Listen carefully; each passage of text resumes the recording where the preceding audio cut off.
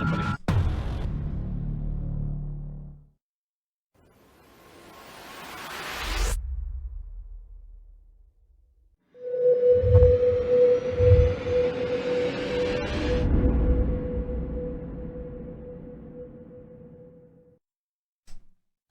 Good evening, good evening, good evening, and welcome back to the Soul Citizens. I am GriffinGamingRPG, and we want to say hello to everyone for joining us again on this very special day. Today is as some of you all know, about 3 weeks ago, a month ago, we celebrated our 2-year anniversary. But today we celebrate 100 episodes. Woohoo! 100 episodes of Soul Citizens, and being able to share in the community with you all and you guys supporting us. And we want to say thank you for helping us reach our 100th show. This will be the last celebration we do until we do, we're not gonna do 1,000 shows, I can tell you that now, but this is about as far as it's gonna go as far as celebrations never say go. never. Yeah, okay. Well, Fast Card will still be here. He'll be a little more bald and a little more gray, but I'm not gonna be here for 1,000 show, I can tell you that now. Speaking of Fast, we get to 200. Yeah, real 200 is enough, right? So speaking of, hey, we see Ops Chief. Let's give a shout out. We got some great people co-hosting today. Unfortunately, my mistake. As you guys know, we had a busy weekend. We did our new show yesterday, Soul Voices. Oh wow, Envoy, thank you for the resub for 1 month. Thank you. Yesterday we launched our new show, Soul Voices, and that was at 12 noon or 1 p.m. Eastern time. And then after that, we had a Bar Citizen, and the Bar Citizen literally started within 45 minutes of us ending that show. And then we were on the air doing the Bar Citizen, virtual Bar Citizen from not on the air. Basically, yeah, not on the air. But Shipwreck, hey Shipwreck, thank you for the resub. We ended up being in the Bar Citizen for 9 hours yesterday, guys. We finished at midnight last night. And Central Time, 1 time a.m. Eastern. Yeah, 1 a.m. time for you Eastern folk. But then after that, it dawned on me that I had not notified the co-hosts about the show today or reminded them about the show because we posted a schedule, but I had not mentioned it. And so Younique fortunately saw the message. Jade's up on here today, but Jade may or may not make it in. She's probably doing something, so I feel bad that she didn't get to see the message. But if she pops in, I left her a message. If she pops in, she can pop in, and then we'll start talking. What were you gonna say? I'm here three out of 4 times of the month, so I just show up whenever. I'm not on this week. Okay, I'll just step aside. And so I always show up. You just figure I'll reschedule a wedding, but it's okay. Anything. Yeah. So anyway, we've got 3 out of 4, but let's hope that Jade makes it because Jade has so much great lore information, and it breaks my heart that she's not here. But we are going to try to push forward, and like I said, hopefully maybe she'll drop in and be able to join us. As you guys saw, the title for the show today is I didn't finish introducing Fast Cart. Say hi. Hi, Fast Cart, also known as FC. I'm not going to say the other name until someone says it in chat. Okay. Yes, I'm a co-host of Soul Citizens, and we had fun yesterday. So yeah, great time yesterday. Awesome.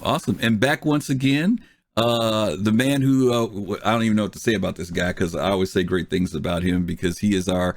I don't know. He's like, well, is he our patriarch of Star Citizen? I guess he is. Like, he's the granddaddy for us as far as being in the game the longest, right? Fast Cart. I think he's been in it longer than anybody. Yeah, I mean, he beat us all as far as the first time to back the game. So yeah. Yeah. All the people that are hosting. I'm sure I'm not the first. But well, anyway, not that I wasn't trying to be. We've got Younique back again. Hi, Younique, and thanks for being here tonight, man. Thanks for having me. Welcome everybody. Call your friends. Tell them all kinds of crazy stuff's happening in this thing. There you go. Yeah, Dark Knight. But you did make it, buddy. I'm sorry you couldn't be there. I know it was got to do your mom's birthday, brother. Real life. There she is.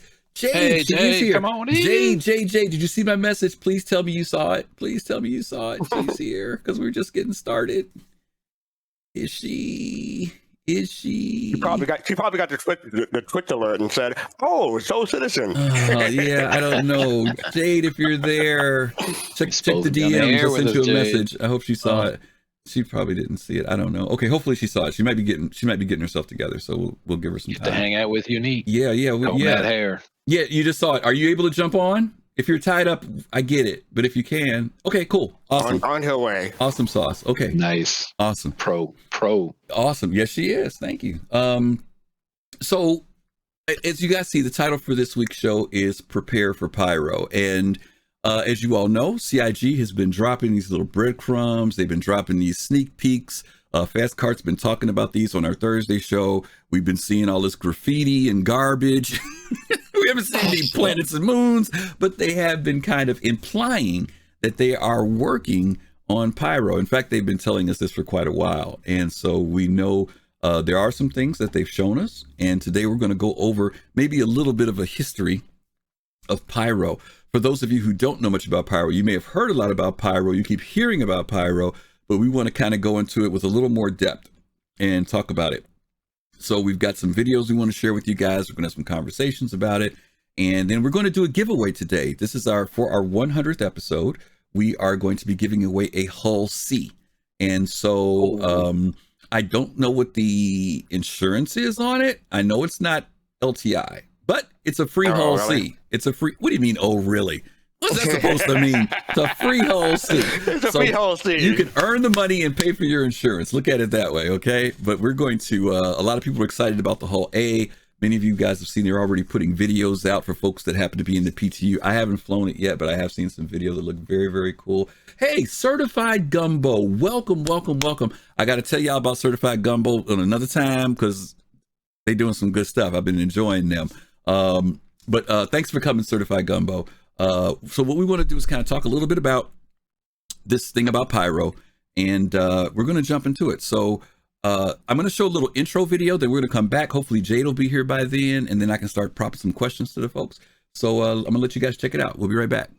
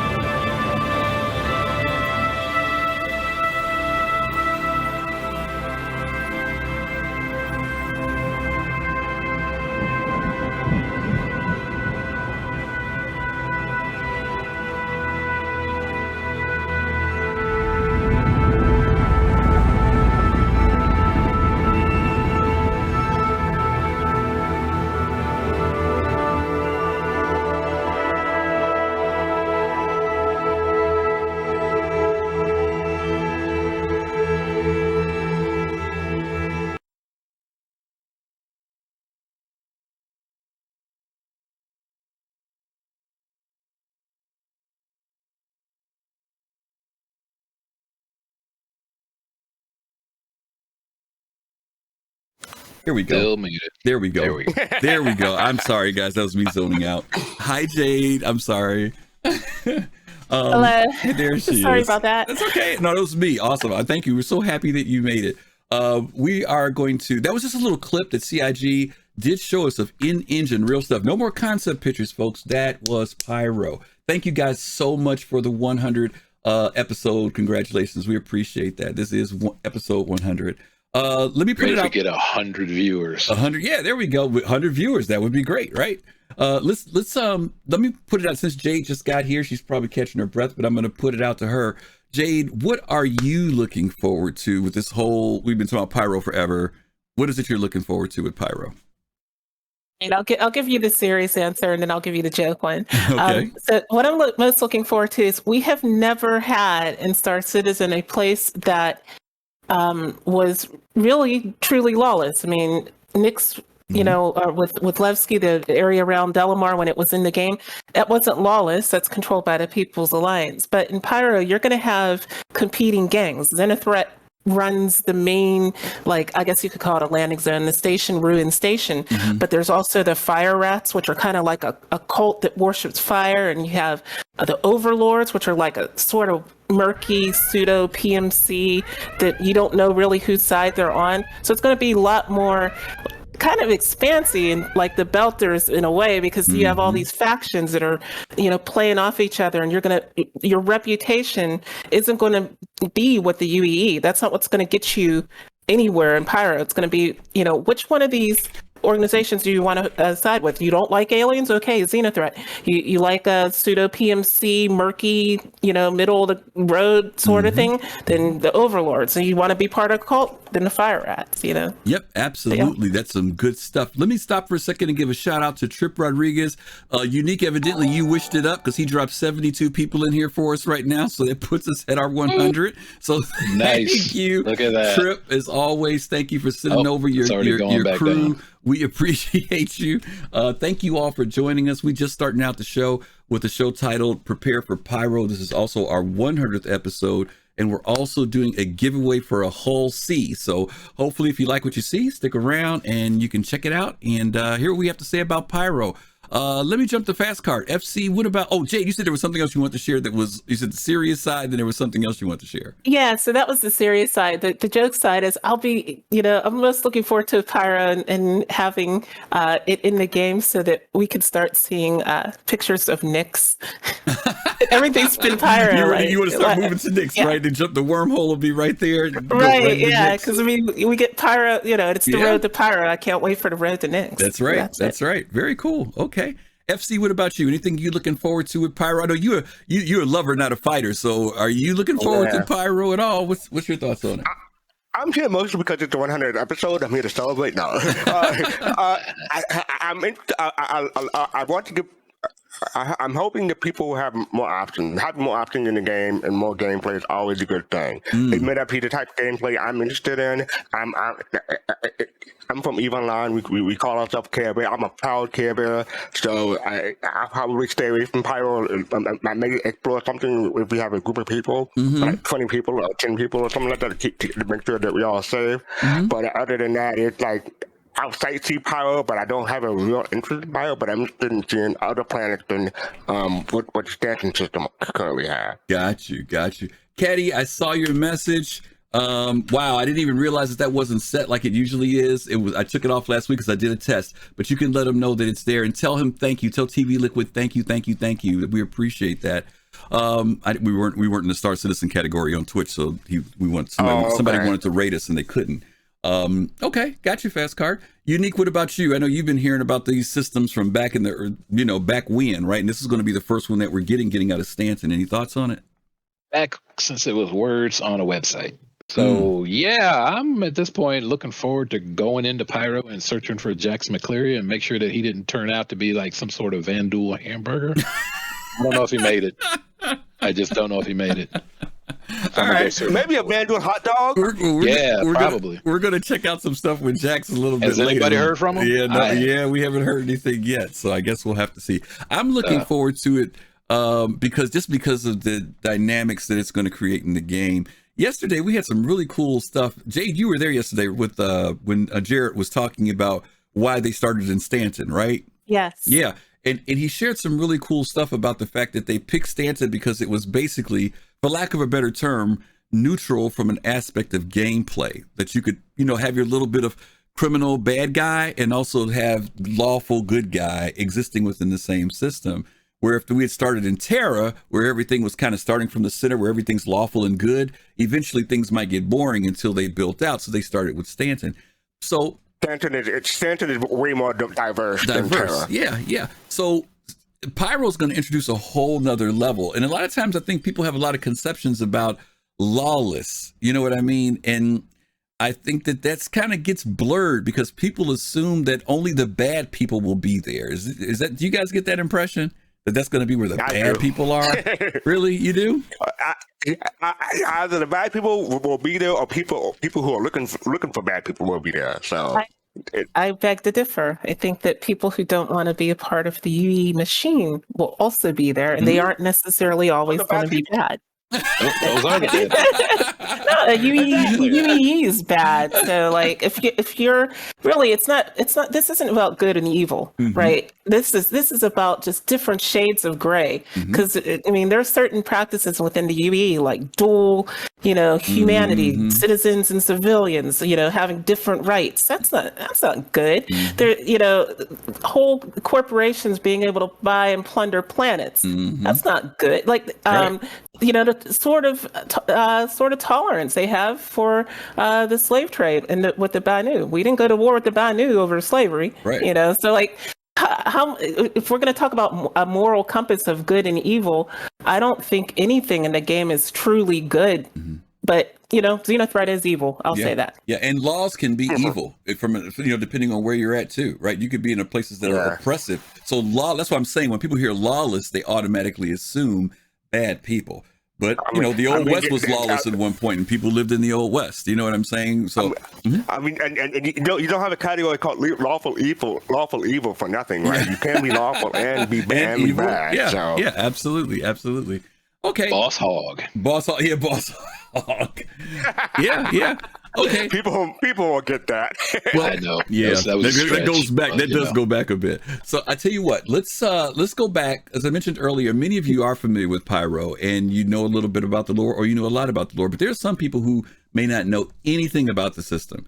So what we're going to do is take a quick look at something that CIG produced many years ago on the Lore Maker series, and it is about Pyro. We're going to sit back, relax, watch it. And then we'll come back and talk about it afterward. And then we're going to look at what CIG has produced and what they've shown us about Pyro.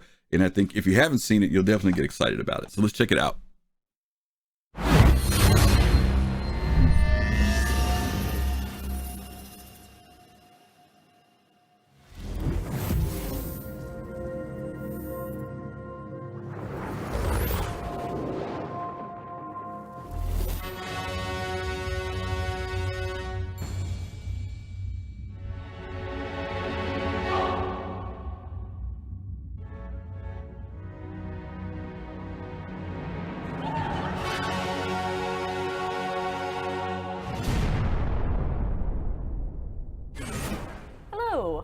Welcome to another episode of Lore Maker's Guide to the Galaxy. I am Archivist Sherry Heiberg.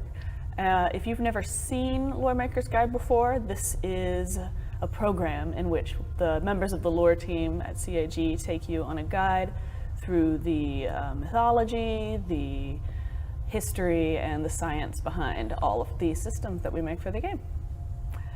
And with that, let us get started. Today we are going to do Pyro. Now, Pyro has an interesting history.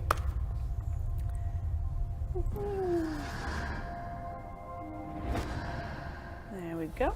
It's an unclaimed system with a red dwarf at the center, no inhabitable planets, and yet it still has a somewhat sizable population.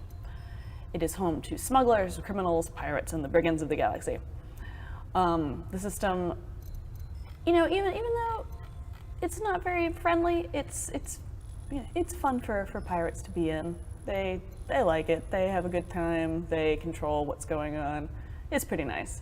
However, it is a very dangerous system to be in because of the star at the center being a flare star, which I'll get into in a moment. Firefights are not uncommon. There's no political stability, unlike Spider, which has, Spider's pretty stable. But the pirate settlement in Pyro is known for being a place where you can go and get some shady jobs and maybe get in a good fight if you want to get in a good fight. Anyway, also, 1 second. This system is the basis of a level in Wing Commander.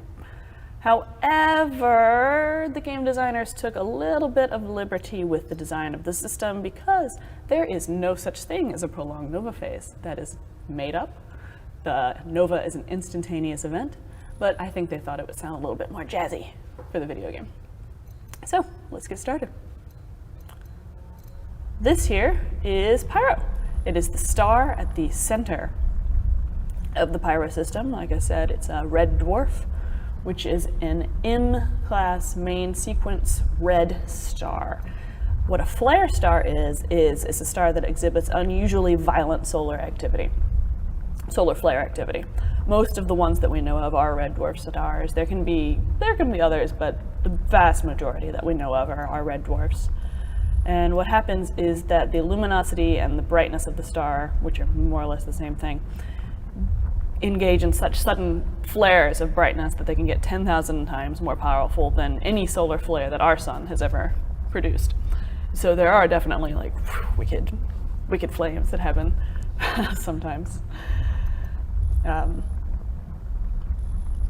Let's put it this way. So the flares are so powerful, you'd get way more than a particularly interesting aurora like we would on our own planet. Flare star Ursa Major increased in brightness 15-fold on 2013 for 3 minutes, and then returned to normal, which is kind of the thing that you get here on Pyro. It creates, an incredible amount of X-ray radiation, it creates like ultraviolet radiation, like anything that would make the development of life completely inimical to what happens in this solar system. Good times. Therefore, you can take it for granted that Pyro 1 is a terrible place to live. It's a blackened little rock. It's very small. It's sort of like Mercury in that it orbits close to the sun and is just like totally burned out, and maybe it had a surface at one point, but it certainly doesn't anymore. It's just kind of like this horrible charred little rock floating in space. You're not really going to get anything out of it.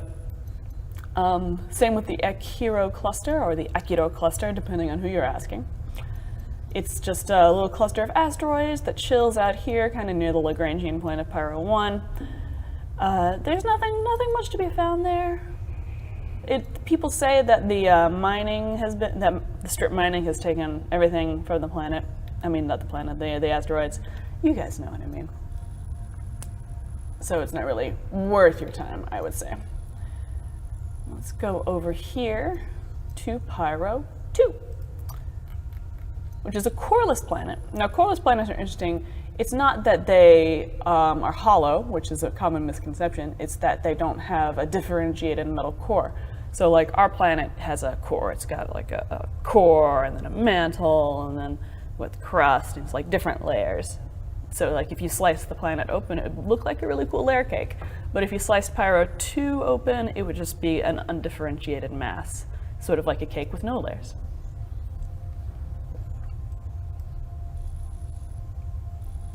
Any minerals that would have been worth mining of the planet have been stripped away, sadly. But it doesn't hurt to try from time to time.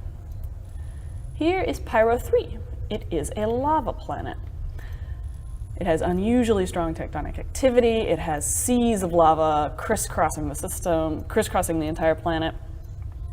It's possible that it was caused by a collision, like a piece of a planet-sized body broke off and hit the surface and just caused so much damage and energy that the whole surface melted, and it really has not been the same since. Now, the reason that we think that this is probably what happened is because of what happened to its neighbor, Pyro 4, which used to be a planet in the system, just kind of chilling out, having its own regular orbit until a planet-sized body hit it, and it was knocked out into this totally ridiculous orbit, and it is slowly settling into the orbit of Pyro 5, which is all the way over here, so we're going to have to adjust that later. It should be closer. Let's zoom in right here to Pyro 5, which is a gas giant. It doesn't have a pure hydrogen atmosphere, so it's not really, it's not really a good place to refuel, but it does have a bunch of really cool moons. All are named after various concepts that are related to fire, like Vatra and Ver and Rior, Ignis, and Pyro and Fuego. Yeah, that's an easy one. None of them are inhabitable. All of them are decently hot. They kind of vacillate between hot and cold, really, because they're far enough away from the star that they should be pretty cold, but the solar flares do reach all the way out to this point sometimes, and that doesn't really make it a very good place to park your ship, because you never know when a solar flare will hit. And let's see here. Here's the last planet in the system, Pyro 6. Now, Pyro 6 isn't interesting because it's a little planet on the outskirts of the system. It is interesting because of what is around it, which is Ruin Station, the home to all piracy in Pyro. This is the base that is always under contention for who is the true ruler. Usually a couple of gangs kind of go back and forth between who's the one in charge and who's the one who's fighting to be in charge. There's a nice little bar on it where you can go that's more or less stable, but you know, you're going to get the occasional bar fight there. It was once a Gold Horizon terraforming platform. No one really knows why there's a terraforming platform around a planet that is completely unterraformable, but Gold Horizon didn't go bankrupt because of their sound business decisions. It can be an excellent place to make connections with other pirates, with other smugglers, and perhaps other outlaws, if that's what you care to do. But you need to be aware that you will most likely get involved in a firefight of some kind. I know I've emphasized this point more than once, but I just want you to know. If you want to find crime, you're going to find it in Pyro. Thank you for tuning in to this week's episode of Loremaker's Guide to the Galaxy. And once again, I'm Sherry Heiberg, the archivist with the Lore team, and I'd like to thank our subscribers for making this program possible. And y'all have a wonderful rest of your day. Goodbye. Thank you for watching. So if you want to keep up with the latest and greatest in Star Citizen and Squadron 42's development, please follow us on our social media channels. See you soon. Alrighty then. So that gave us some background on Pyro. Jade, if I'm remembering correctly, I mean, now we know that they are, I think you even put it in chat, that Pyro 3 is now the habitable planet there, correct? That is correct. Okay. They retconned that lore, I think, because they wanted to have a habitable planet in Pyro, but also from an astrophysics standpoint, it kind of didn't really make a lot of sense for Pyro 3 to be a lava planet. For that to be a stable system, or somewhat stable system, for it to be a lava planet, that would have had to just happen like within the last million years. That was my next question. Yeah. Where would they put it then if they're still putting it in? And they mentioned lava as far as this thing with roads and stuff. So one, but is one? I mean, I was going to say, would 2 be better, because 1 becomes like the hardened cinder. I mean, would 2 not work, or you think 1 would be the better one? Well, they would have to just totally retcon the system almost entirely, because if they want to make 2 that planet, then again, they have to come up with, okay, why is it a lava planet? If they want to make it plausible. I loved this series because especially when Sherry did it, because she'd give the astrophysics of the system and tell you, okay, here's why it's not just a lava planet, but here's why it's a lava planet. And that scenario that she gave wasn't bad, but at the same time, it's a mature system with stable orbits. And it's also a system where a lot of people think, okay, well, the flare star would make it the lava planet if it were closer. Not necessarily so. It would have to be almost like, it would have to be very close to the star for it to have that kind of molten state. And maintain it. We know of exoplanets that are actually disintegrating because they're so close to their star. Right. So that would have made it a good candidate. They'd have to move Pyro 1 a lot closer. Pyro 2 couldn't then be the smog planet if they wanted to make it the coreless planet. Maybe they'd have had to add another planet in Pyro. It would have totally changed the whole system. Gotcha. I'm good with what they did with Pyro 3. I think there will be plenty of opportunities for there to be other places with a lava planet. And, Pyro being a M-class red dwarf, which is sort of the scientific name for red dwarf stars, M spectral class. Unlike the dying star name they gave to the map, it's a star that will outlast the sun. They have really long lifetimes. It's estimated there's not been a red dwarf that has like just died since the beginning of the universe, right? So our sun would be more of a dying star than the star in Pyro. By the way, let me interrupt here. In case you all don't know, Jade's an astrophysicist, or studying, or is one. So we really lean on her, not just for lore, but actually she'll share with us like real science, which is a great asset to our show, because she's saying, here's where CIG did some things that made sense and right. And by the way, Colossal, we know that you were looking forward to moving to Mustafar, but it's not going to happen, it sounds like, but we'll see. Okay. But Jay, thank you. They consulted an astrophysicist for when they were building these systems. I think they still do. Yep, they do. Yep. And that's why I was asking about Pyro 3, because I remember before that was what it was. We thought it was going to be the lava planet. And then when we saw the presentation last year, they're like, this is Pyro 3. I'm like, oh, okay, that changed. So, all right, interesting. Younique, what they could do, since they have I think they have the ice giant in Pyro.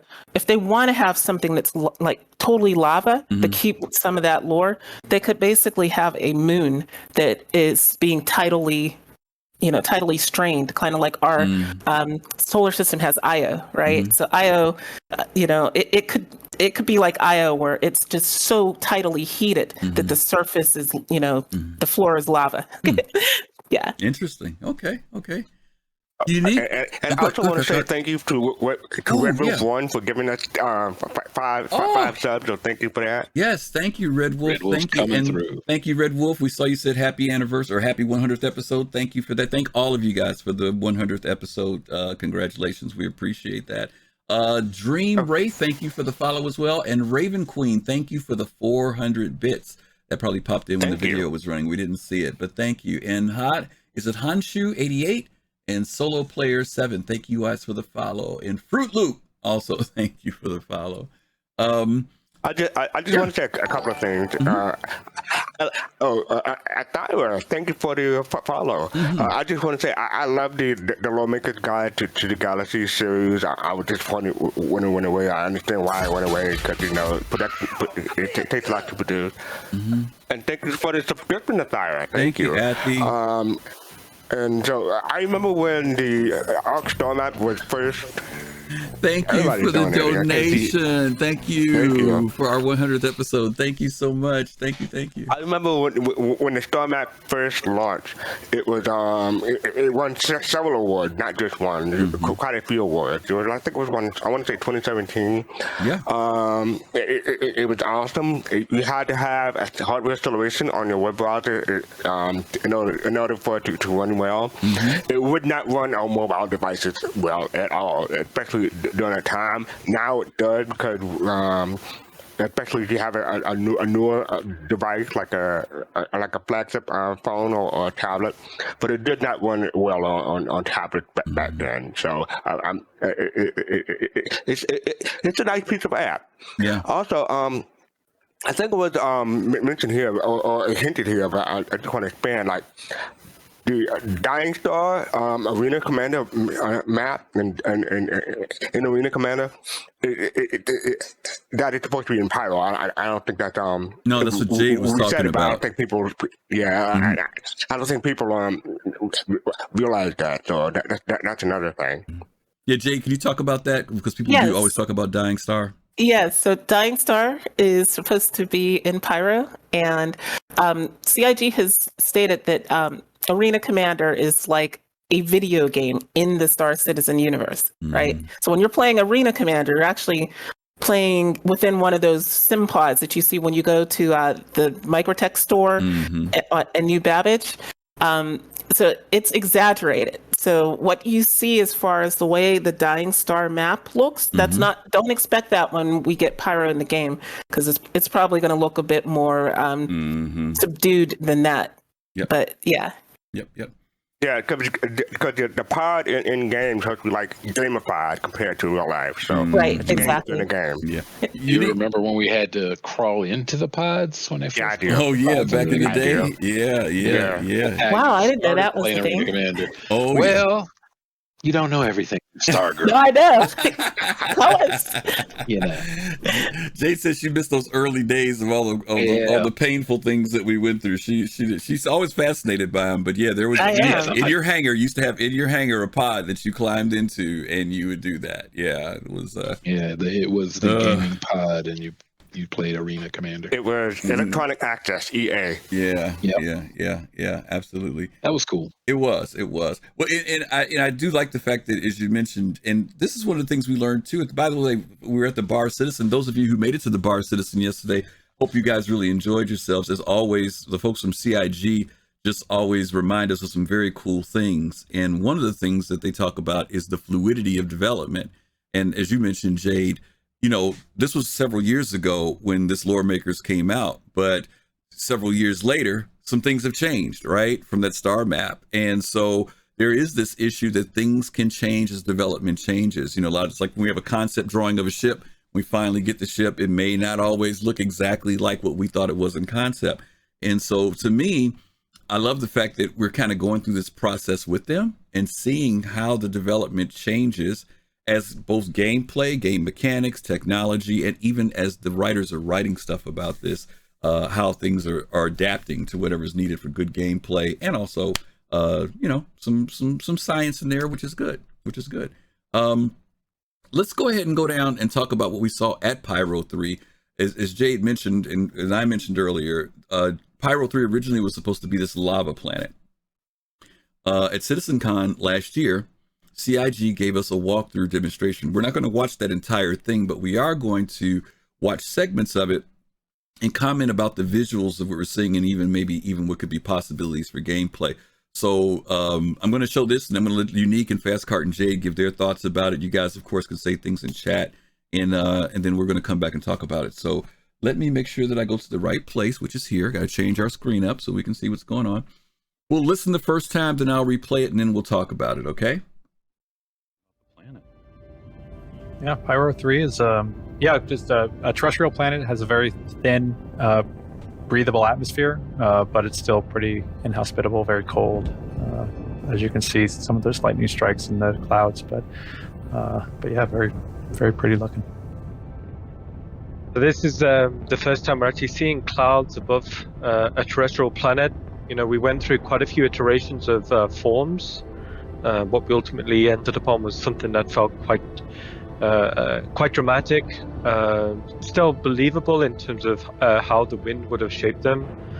But yeah, it's showcasing a lot of the more recent tech that came online. Also, what we're seeing here is some kind of distant thunder strikes. And what this is kind of like a prelude to future weather features that will be coming on board, and how this will tie into, storms and ship handling, due to the turbulence. And it's great seeing the, the rain hit the canopy glass here, when you go through these cloud banks. Also, as part of the process of shaping, one of the things we really wanted to do is create these kind of these pockets in between the clouds. So you're in these cavities, so as you're flying through, you get a glimpse of the terrain beneath you. But it feels really quite exhilarating, to fly through. Also, as well, it's showcasing a lot of the more recent tech coming on board as well. So it's a lot of optimizations been going on. So it's way more performant than previously it was. Also, the level of artifacting that we're seeing here is substantially reduced, certainly on higher spec machines. Alrighty, Younique, I'm going to go to you first. This is this flight coming into Pyro.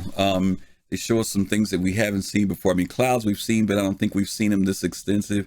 And also, they start showing us some of the electrical activity that's going in them. They mentioned the fact that the planet is still somewhat inhospitable. What do you think about what we saw? I love the weather tech that they're putting in here. It's getting better all the time. This is a great leap forward in the cloud fluffiness and the density, and you can see the one off in the distance where it's got that top flat part on it. Mm-hmm. They kind of look like a mountain range a little bit, Mm-hmm. and but flat plateaus on top of it too. It's pretty amazing what they're doing. Mm-hmm. I love it. Yeah. Jade, what about you? I remember when this was shown, and everybody was kind of like going crazy about the 400i, and I'm looking at it, I'm like, oh my god, cumulus and stratocumulus clouds and lightning! Oh wow, I can't wait. So I was kind of like, you know, how I was, and I loved it because I always would look at Pyro 3 and I'm like, it's on the very edge of the green or habitable zone on the ArcStar map. I'm like, you know, okay, if they were going to redo it, this is kind of like what I expected, was someplace that's going to be kind of cold, maybe not as cold as Microtech, but it's going to, you know, be not the like nicest place to live in the universe, but at the same time, it's now going to be a habitable planet. Yeah. And I'm with Jade. That is the wrong choice of ship. I mean, any RSI 2, 3, 4, 5, 900 series, whatever number you want to give it to it, it's the wrong choice. You mean Origin? To go into a place like Pyro. You mean Origin? You mean Origin? Yeah, that too. Oh, okay. Yeah. I wasn't saying there was anything wrong with the ship. Luxury. Why would you take a luxury ship into a dangerous? Because you can. That's the point. You can when you're a developer and nobody's shooting at you. Yeah, God knows. Nobody they did get shot at. If you recall, they did get shot at. And it didn't last long. They got either, blown for up that the matter. first. Right. That's what happens when you go in the land of Thor with lightning flying around. Well, it was. I think it was, like you said, it was to show off the 400. But I don't know. I don't know necessarily if that would be the ship I'd take. But I think it's pretty beautiful. Fastcart, what about you? What did you think the first time you saw this? Griffin, this is obviously a scam. The technology for these cloud tech is at least a decade away. Oh yeah. No, I'm joking. I'm making fun. This almost feel like I love the presentation. I almost feel like a Kryptonian, like Superman or Supergirl flying through the air. Like you know, the tech is amazing. I can't wait to see this in game. I mean, they put some of it in game. Some of it is on Austin right now, but not like full feature like this. Yeah. So this is amazing. Yeah. But it should be now, Fast Car, because you said that comment 10 years ago. They have, by the way, they have added clouds to Hurston now, so you guys look forward to it. I was amazed at the density and the realism. I know Colossal, he's here. When Flight Simulator came out in 2020, he really, really was impressed. And I mean, I've flown it too. Dark Knight's flown it. The clouds in there are amazing. They really are. And I remember him saying, man, I hope CIG can reach this level of complexity and detail when it comes to clouds. When I saw this, I said, wow, they're getting there. I'm also looking at the fact that we've been so used to flying over these planetary bodies that have no cloud cover, and us being able to have visual references when we fly in. This has no visual reference. When you flew in, you couldn't see anything but clouds. So I'm really curious to see what they're going to put in for us for instrumentation, to be able to find locations. I know a lot of times you can kind of cheat by putting on your quantum drive button and seeing where things are. But I am hoping that they'll come up with something for navigation, particularly when bad weather and dynamic weather come in. That's the other thing too. Jade mentioned about the lightning and stuff like that in the clouds. Man, to your point, Younique, what's going to happen when there is that possibility of the lightning strike, right? Or when you go through those clouds, the turbulence that comes up. We don't have those effects really in the game as of yet, where we have that dynamic weather. Maybe you'll fly in some days and it's smooth sailing. Another time when you come in and man, your ship gets bumped up, maybe even bumped up to the point where you've got damage. As far as visual representation, you still have the stars and the moon, or the sun and the moon to help you with some things, but not a lot as far as like. But it doesn't help you with terrain navigation. That's what I'm talking about, right? I'm saying you don't know whether you're above something or below it. You know, especially on a planetary scale, it's very difficult when you have that level of cloud cover, and you will need some form of instrumentation to help you. Well, you know, the aviator's motto. Can you imagine trying to fly the A2 and dropping a bomb? You would. Yeah, that's why I said you need instrumentation. That's exactly why you need it, because you may not have the perfect weather condition to see a target, so you will need it. What were you going to say, Younique, about the weather? I'm saying the aviator's motto when I was working for Boeing for 20 years was, this plane will take you all the way to the crash site. Guaranteed. Yeah. So yeah. Okay. You can get there. Yeah. If you can get there, yeah. Okay. All right. I'd like us to have some instrument flight rules. Yeah. More, IFR. Absolutely. Instrumentation for navigate. You better have something. Yeah, radar absolutely. instrumentation. Yeah, I mean, I will say nav beacons. they added that ping. Yes. So you can ping the ground through the clouds and see the terrain. Yep, and it makes a difference. Yeah. But imagine coming in at night in a storm like that. You know what I mean? It's like, you know, I meant to be funny for those of you who've flown into Orison at nighttime. It ain't no joke. You know what I mean? And so imagine if you've got this level of cloud cover and you're trying to come in someplace, you better have something, like you said, you'll be pinging like crazy. But what's the trade-off to pinging yourself, right, Jade? Right? You ping yourself too much. You give yourself away, right? Yeah. So yeah. Go back up to a station. Pros and cons. Yeah, absolutely. Yeah, and there may be those times where weather is so bad that you just have to abort. You can't do it. Yeah, just call it off. Absolutely. Okay, let's check out this next sequence. And this one they're talking about, this is the landing. So James Cameron, who's doing the run through, yes, that is his name. He will be taking us down to the outpost. The goal for us is to basically make 50 of these, whether they're inhabited or derelicts or even basically inhabited by a farmer or inhabited by a gang. So the goal is to have these act as different factions, and so that you can develop different rep associated with them, and you can start seeing how big these outposts stretch to with the comms tower that's behind us, and then even some of the AA turrets that you'll actually see up close and personal.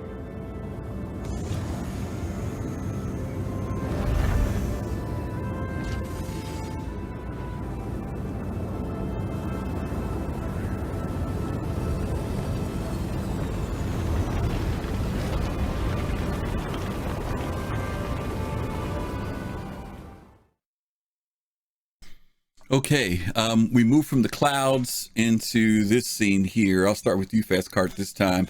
Different type of terrain than what we've seen in the game so far. What do you think about what we're seeing right now? It's mostly flat and less rocks, and it's easier to land. I'm looking forward to it because I'm terrible at landing.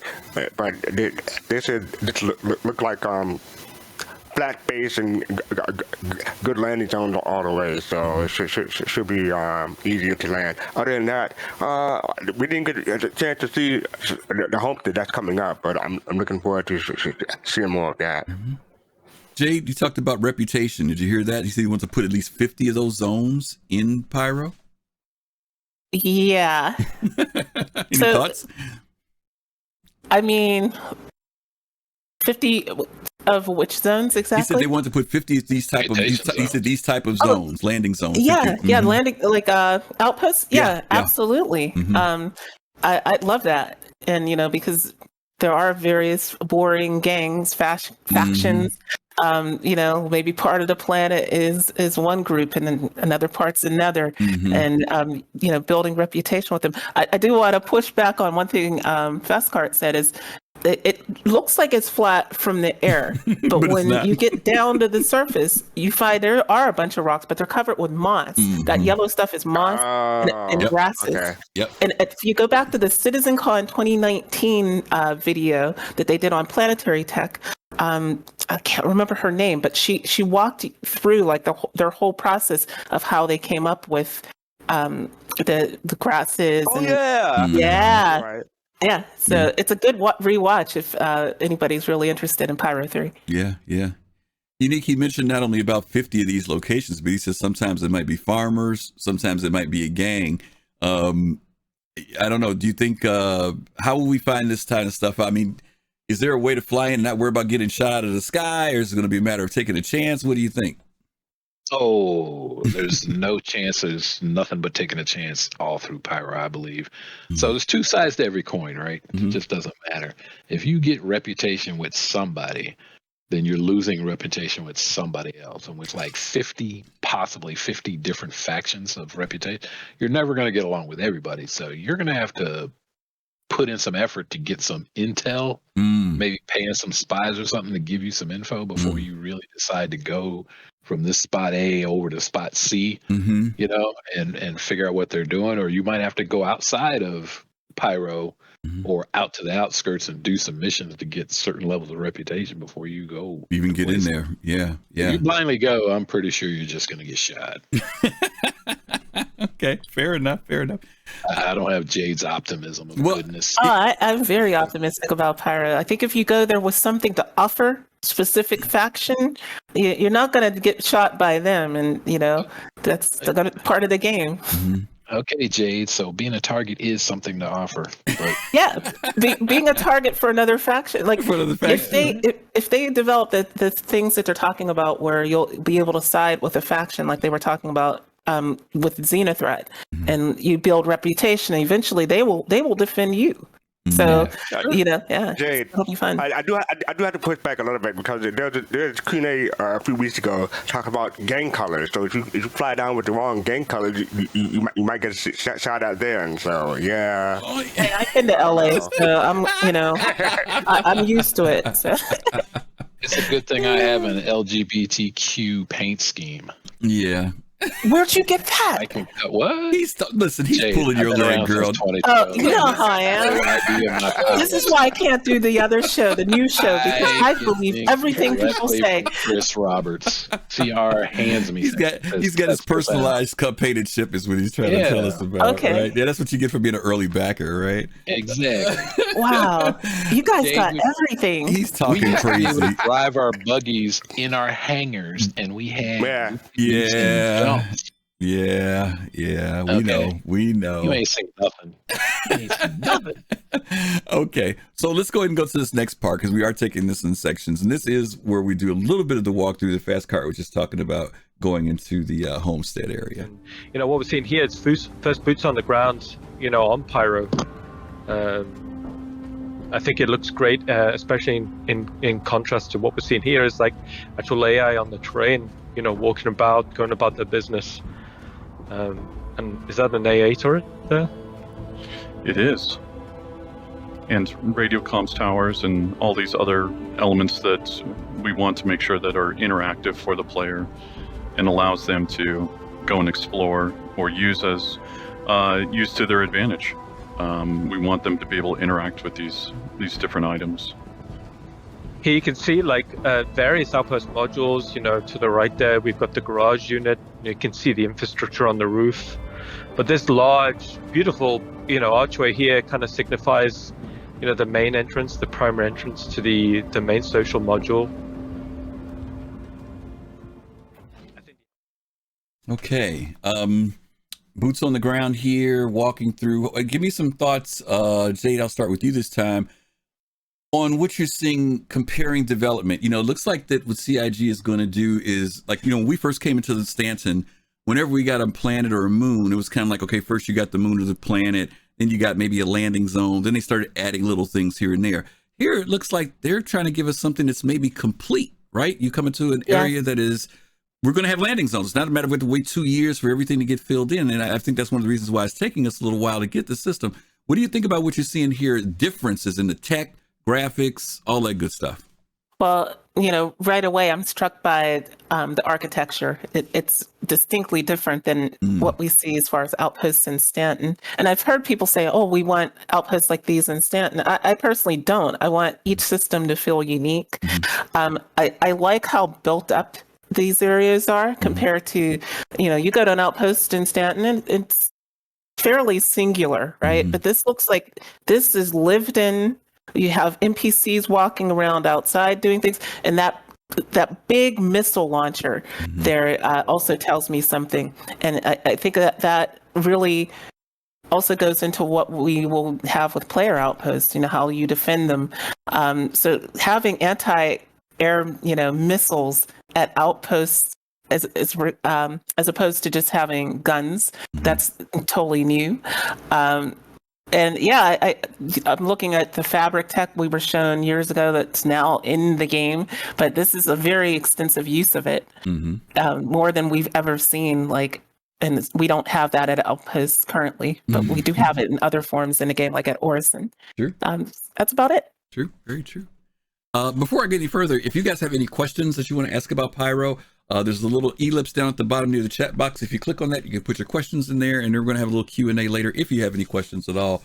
Younique, give me some thoughts. Jade mentioned about that AA tower, and you talked about coming in the right ship. And maybe this will be the same type of thing that we'll be able to purchase when we have our own homesteads, when we have our own land, our land areas with our land deeds. Do you think, well, I'll just say it this way.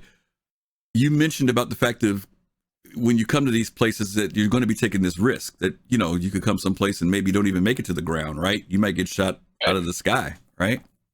Yeah, so like rocket launchers, like when you first saw in this scene, there is a distinct message that says you're not welcome. Okay. So depending on where your reputation is and their reputation, I'm sure there'll be plenty shoot first, ask questions later kind of thing. So if you haven't figured out how to send a message and get an invite to come down landing there, just flying around because you feel like it, probably isn't a really safe, good idea. Okay. FC, any thoughts about what you saw here with this walking around? See, the problem I have with this is that I'm a city boy, so I need more amenities than what seems to be offered on Pyro. Like, take me back to Terra or someplace. Like, I need air conditioning, I need heating. This don't look like my jam here. So. So you think you'd stay away from places like Pyro, or do you think now you want to do this whole Banu merchantman trade with everybody thing? You think you don't think you take the risk? I never said everybody. Okay, I need a port. These guys got money. They have security. They need stuff. Okay, so you wouldn't take the chance, is what you're saying. Banu might have the status with everybody enough to just roll in here and land it while it's here in a merchantman. They might like, come on, let's do some trade. FC might not. Well, yeah. I'm not Banu. But you got them Banu sleeping jammies, so well, you can play the part. I like this. Jade, you mentioned something about how this looks so distinctively different than what we have, and CIG is going to have. I can't imagine the monstrosity of the job that they're going to have, where depending on where they put things, obviously there could be some things that are reminiscent of other things and remind you of other things. But when you get to the point of things that are distinctively different, especially if we're talking about because of a culture or a race, creating these new things, whether it's the shape, we saw it with the ship design, right? Where some ships have hexagonal doors, some have round doors, some have square doors. Same thing when it comes to dealing with these homesteads and locations. Some of them will look weather worn. Some will look like as if they're kept up well. Some will look, futuristic. Some will look very rustic.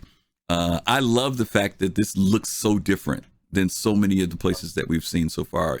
Well, not just the fact, we talked about the flora aspect of it with the moss and everything, but it does just have a different look, the way props are used and everything. So, and not to mention the clouds are beautiful.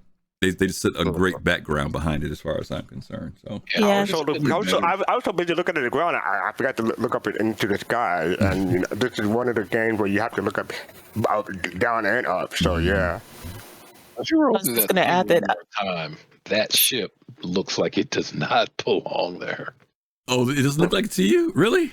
Yeah. What would you want to see? Like, what would you rather see? Oriented. No, I just. I see what you mean. Yeah, too new modern. Yeah, I see what you mean to the setting. Yeah, to the setting. Yeah. Yeah, you probably like if a caterpillar was sitting out there, it probably wouldn't look too bad. Yeah. But what were you going to say, Jade? I was going to say that. I mean, they are going to do architecture from different eras of expansion, and the other thing about Pyro is that it gets its name from pyrotechnic I always mess this word up. Amalgamated, right? Yeah.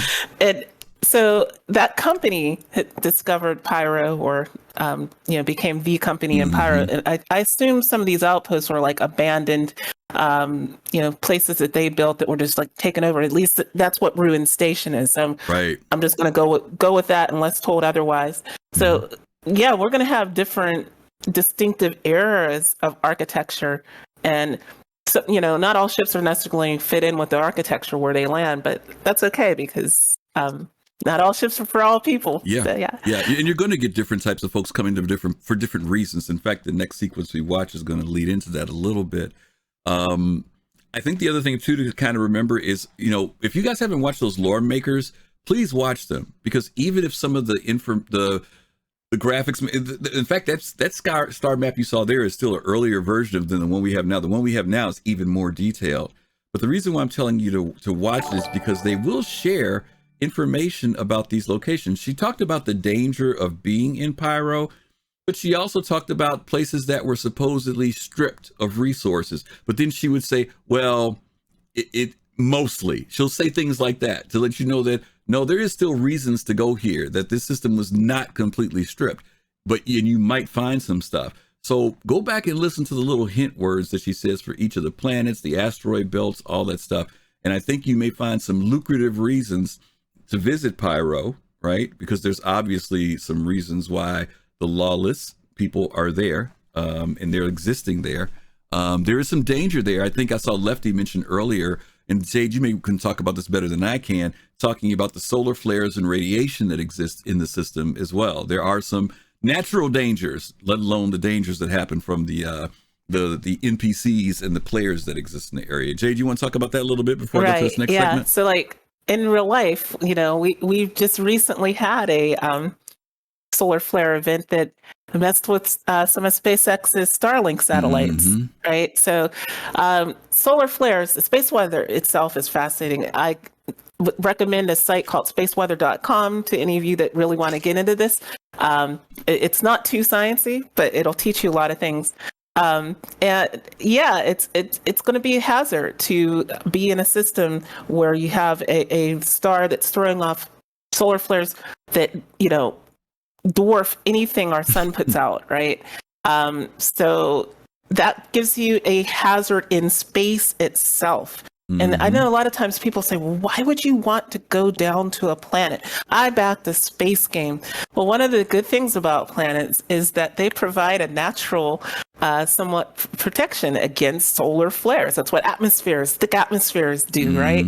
And so, you may want to hang out in the middle of nowhere mining, and I think it's the Akiro cluster.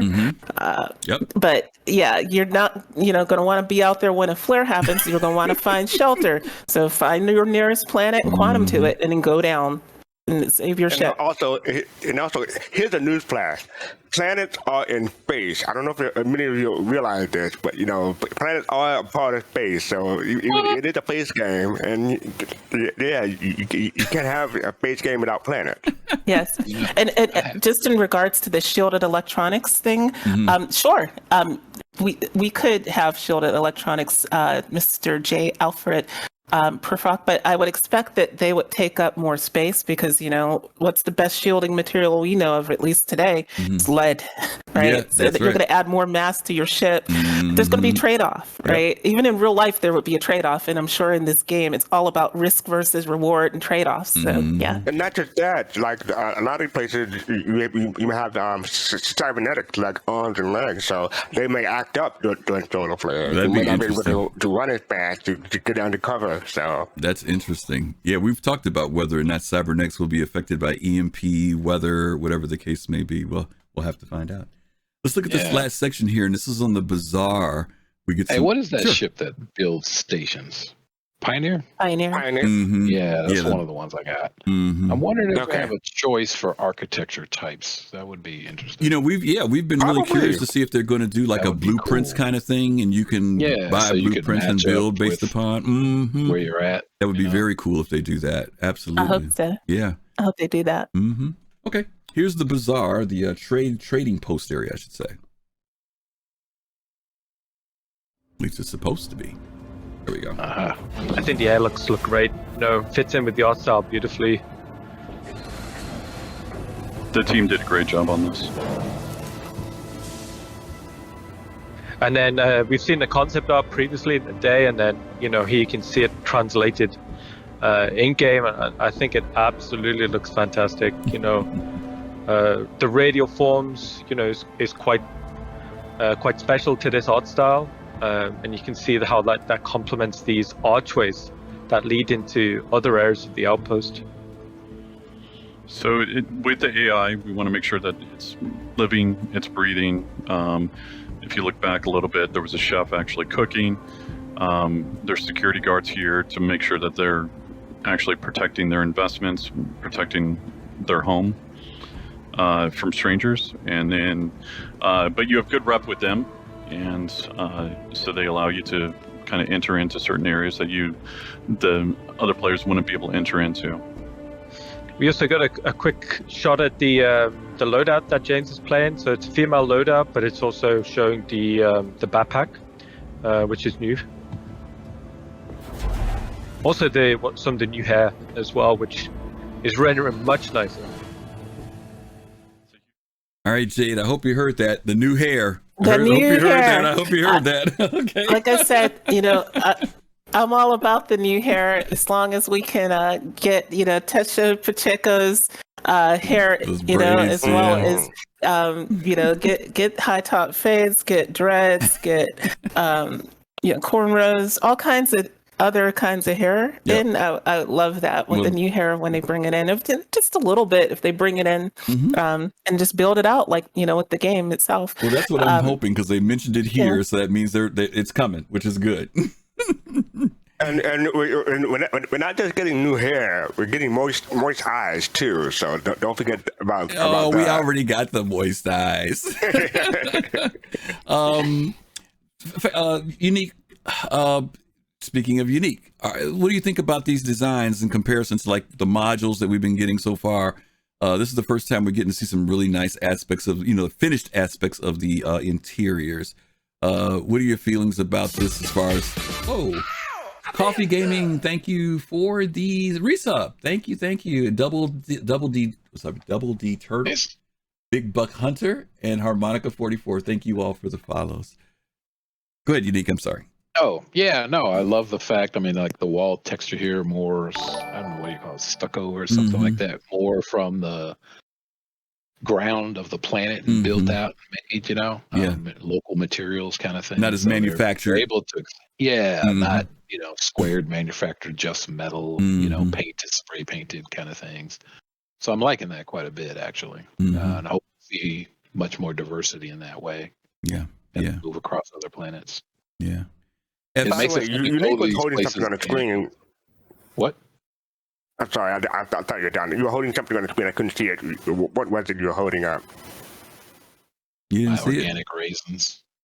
Oh, okay. I see it now. Thank you. I got it. What, you thought he was showing a badge to get in the building or something? What did you know what he was showing? I didn't know what it was. I was staring at it myself when I first started to open. It's just one of those random snacks in the house. I'm like, why do we have organic go ahead. Sorry about that. How much did I pay for organic raisins? No problem. FC, what did you think about the settings here? That we've been seeing clips of props and stuff for a little while. What do you think of what they've done with this for Pyro? It looked good. I mean, they wouldn't have been able to do this 5 years ago, maybe even 3 years ago. So they're definitely working on the tools and technology to get this stuff done. And a lot of this stuff is going to be done at Traveling in Canada, I believe, right? For the new planets and everything. So they're definitely coming along. Yeah, they have several of those teams.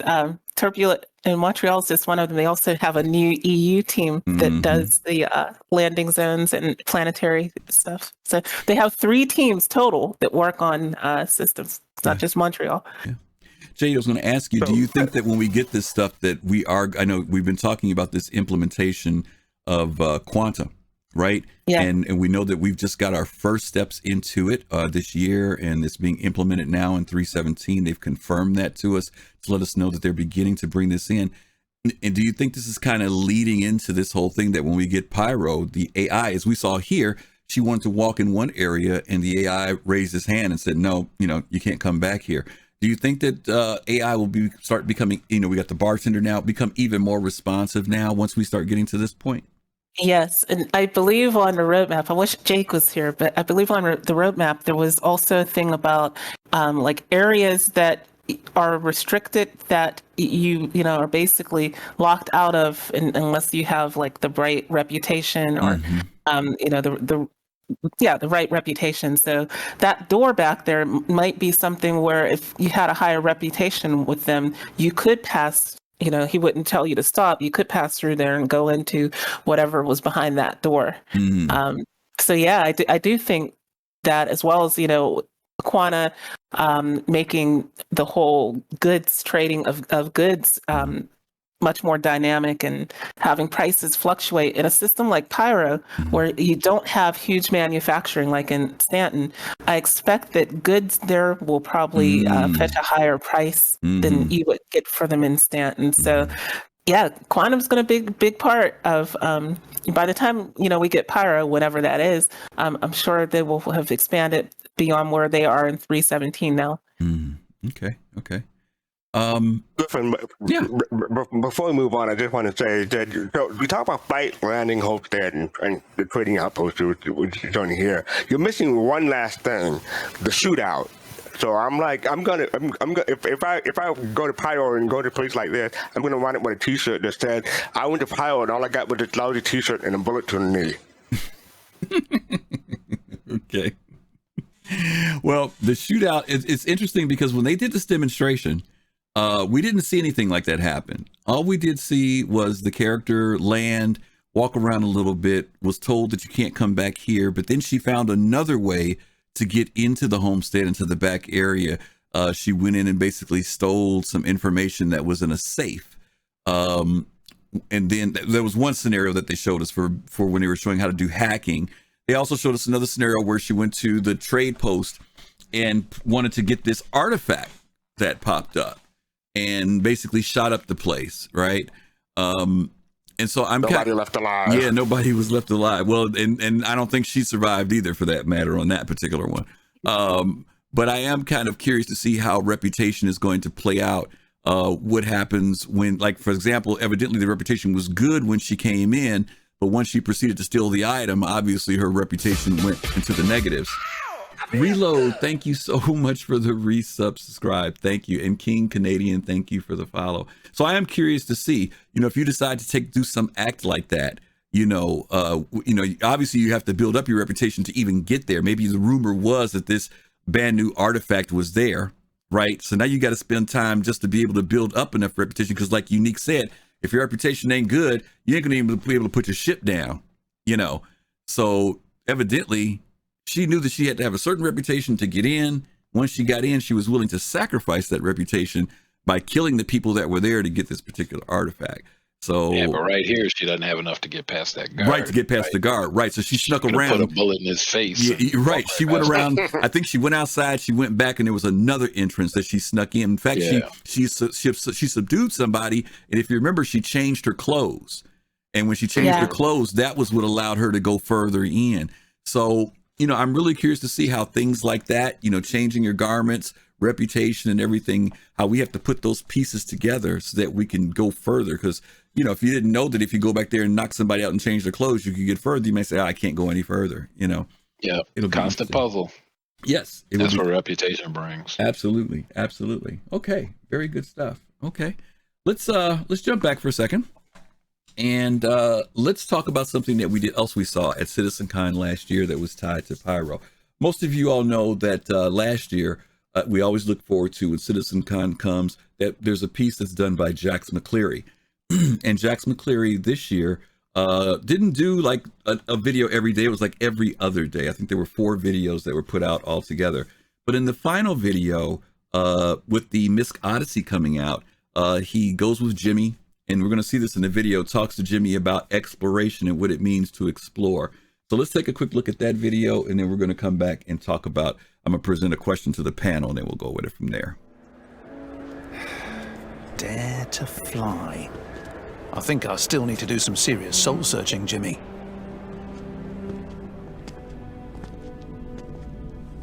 There it is. The Odyssey. This ship is something else, huh? I mean, supposedly, it basically becomes your own personal space station. Imagine just taking this thing out as far as you can, dropping anchor and just living.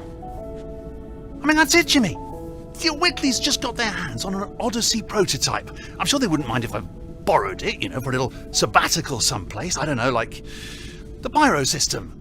Or someplace like that. I mean, someplace where no one will bother me. I need to get my head straight before next season. If I even make it back, that is. Okay, everything is looking good. This is it. I'll miss you too, Jimmy. but two ain't up for me, mate.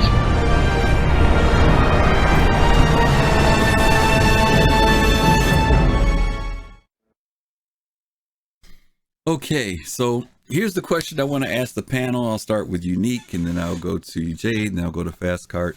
The question is, was Jax trying to tell us something as he closed out CitizenCon by flying off into what we can tell, and as he mentions, Pyro? Younique, give me some thoughts.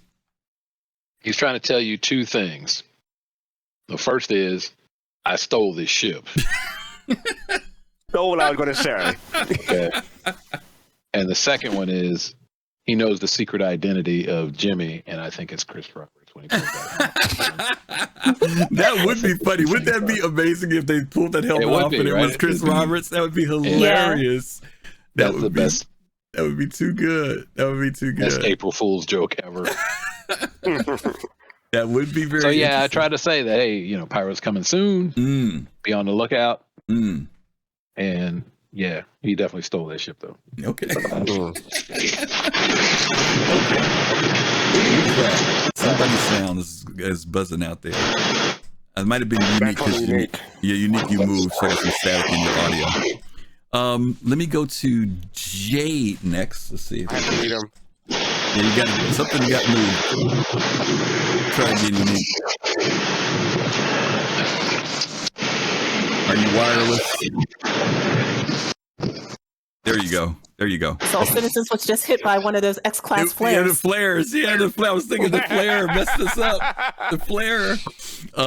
Jade, any thoughts on this with Jax? Was he trying to tell us something? I agree with Younique. I think that ship was stolen by Jax, which is why he'd want to get away to somewhere it wasn't, where he wasn't trackable.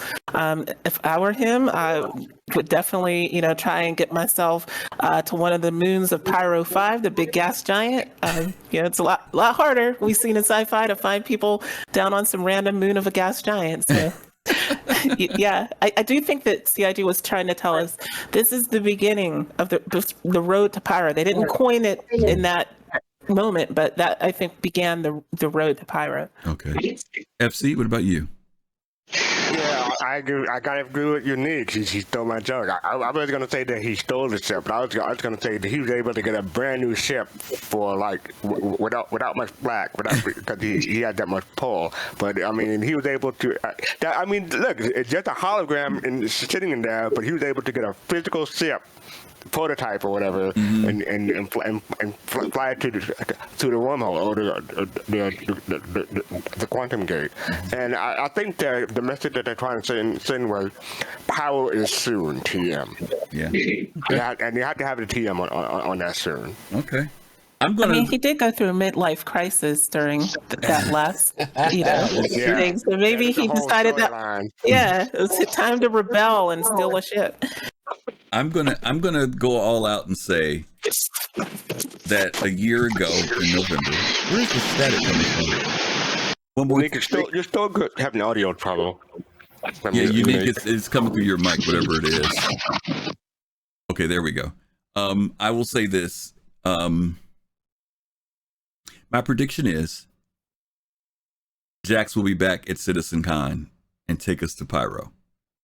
That's what I'm going to say. I'm going to say that that's going to be the highlight of him returning and saying this is how you get there. Now, whether it's a reveal, whether it's, remember the old days, Younique was around. Jade, I don't know if you were you ever, Jade, you were around back in the days when we used to have CitizenCon and they would announce they dropped the patch that day. Yes. Yeah. Yes. Right.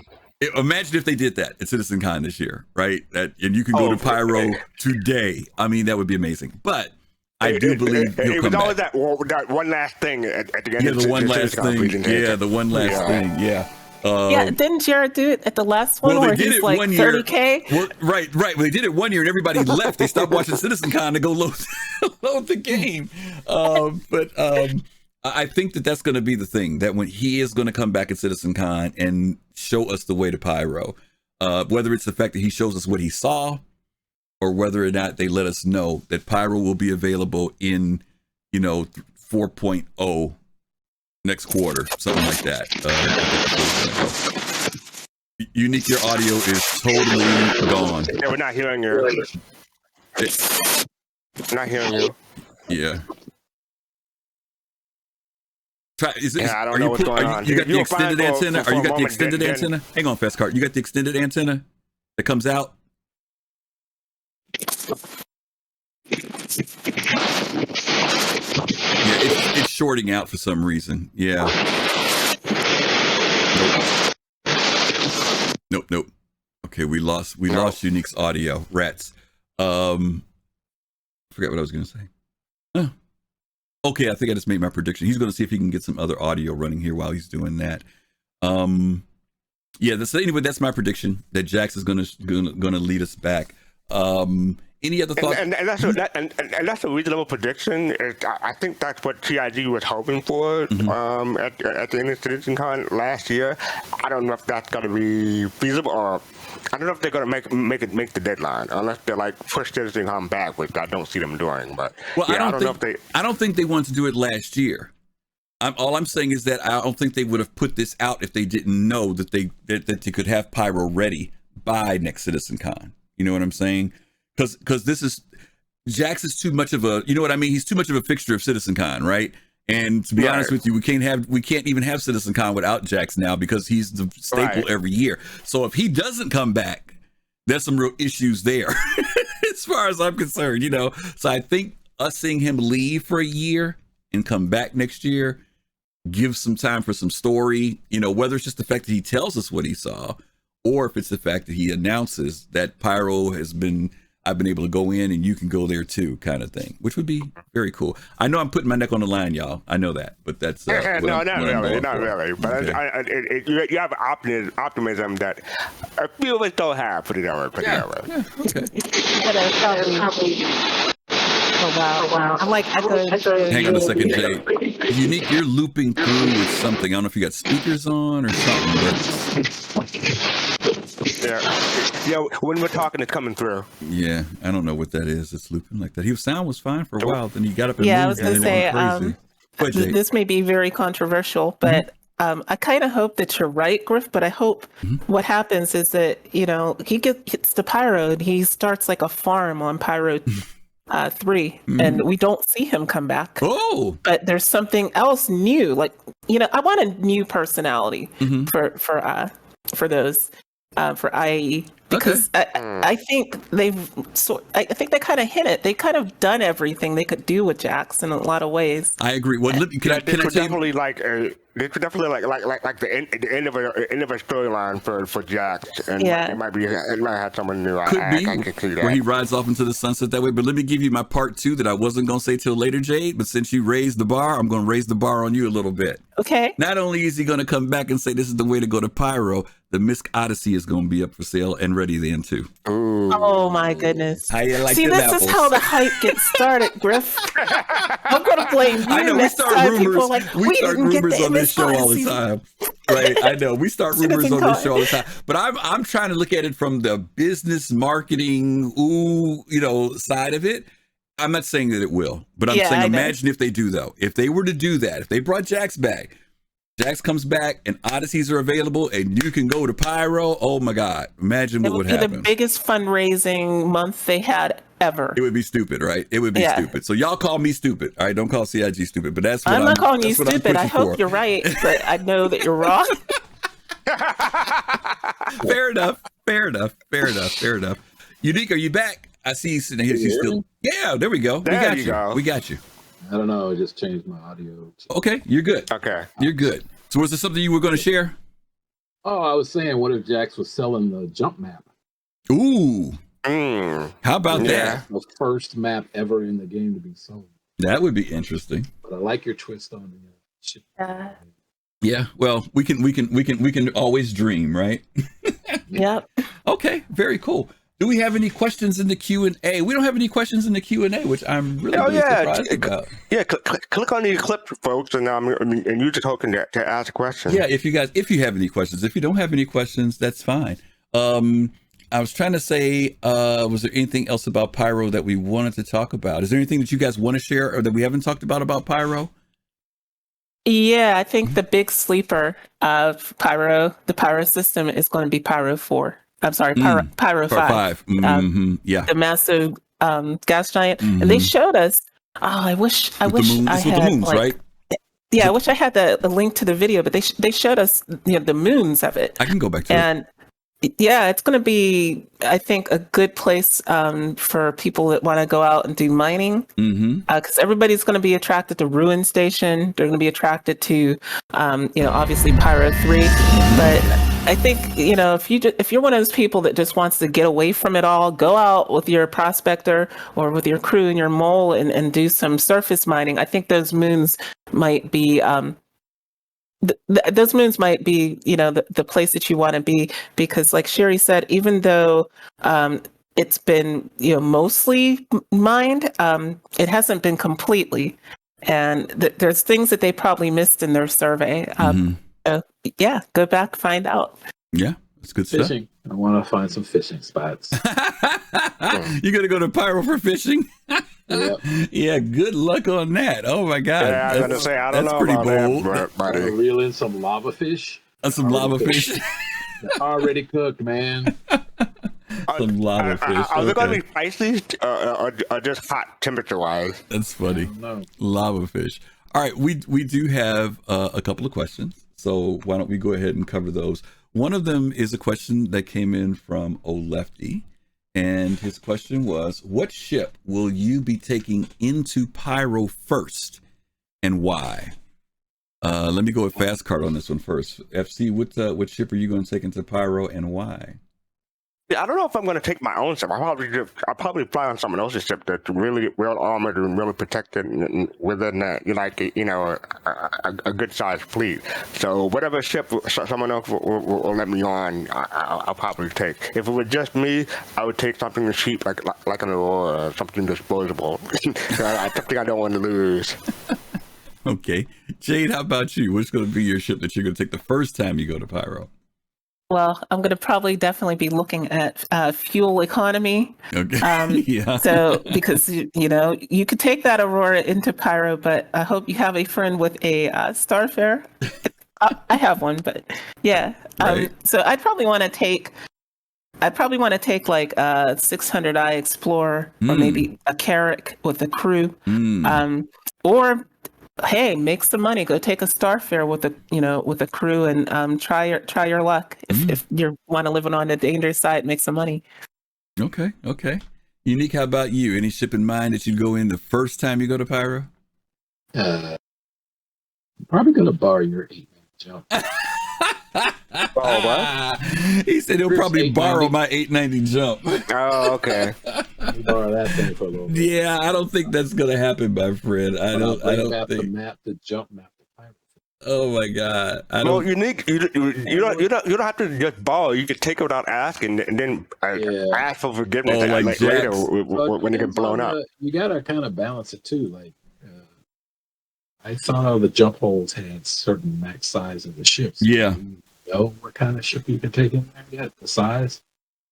Well, it does depend on the jump point, the size of it. But so, I mean, if I can take my Idris, I might roll in with that. You think the Idris will be available in PU by then?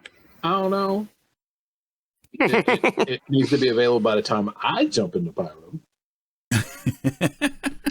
Well, we'll see what happens. But Griff has his 890, so we can roll. Well, for me, I'm going to go with Jade. I'll either go with some type of exploration ship of some type. Which one, I don't know. I might be satisfied enough just to go in with something like a Constellation. 315p. No. I'd probably go in with a few people with a Connie. What's the thing called? Aquila. Okay. Yeah, that might be good. I might take something like that in. Small crew, go in, feel fairly safe, some decent gas mileage, and see what happens after that. It's kind of a scary thing.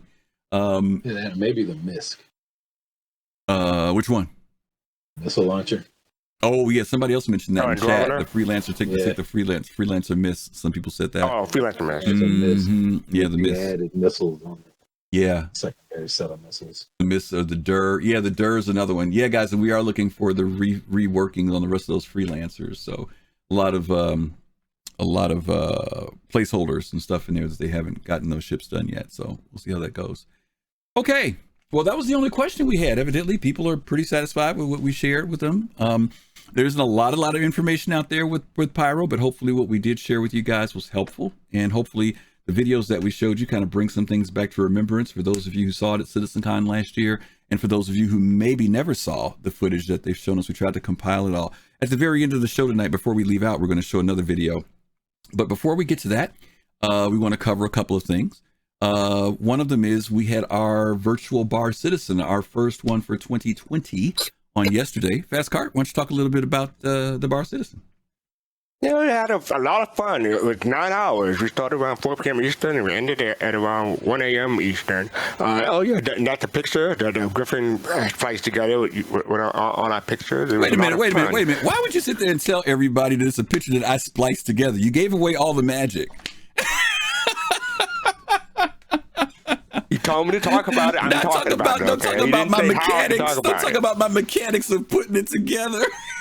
Go ahead. Well, I wanted to give you props for doing it, okay? Because I put together a picture. Yours is much better than mine. That's what I'm saying. I'm just giving you a hard time. Go ahead. I know, but so it was a lot of fun. I'm thankful, grateful. No one brought up PvP this time, But there was a section where we talked about like an hour about food, and I was like, yeah, okay, food got to make me hungry. And since I'm one of the moderators, I felt I only took like one break in the entire 9 hours, so I was hungry by the time we ended. But it was fun.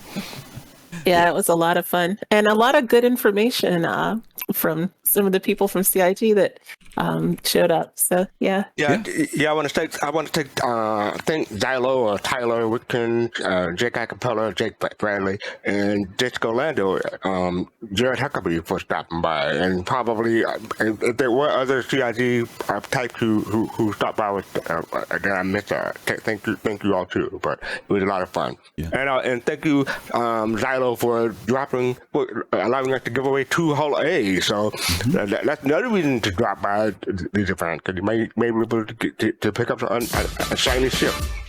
Yeah, absolutely. Oh wow! Thank you for the sub, Ice T. Thank you. Mad Style, thank you for the 300 bits. Yeah, 300 bits. Thank you so much for that. We appreciate it. Yeah, and Reload also resubscribed. Thanks, Reload. Reload was there yesterday, and we had a good time.